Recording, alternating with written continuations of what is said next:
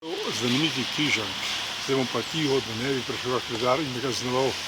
Samo prikažem vam, kjer ne smejo ljudje hoditi, ko so tukaj prireditve.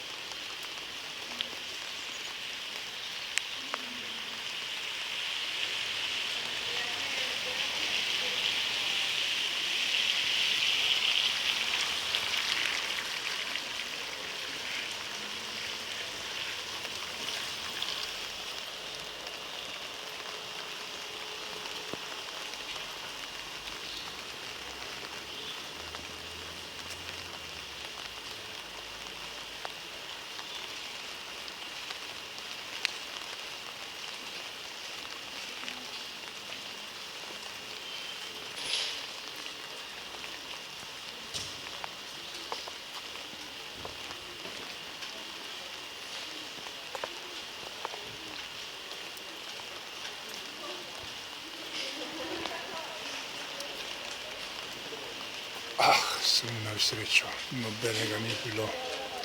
Pa še zastonj sem lahko poslušal nastop mimoidočih. Festival Ljubljana.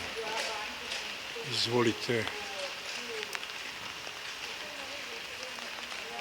in posvetite se umetnosti.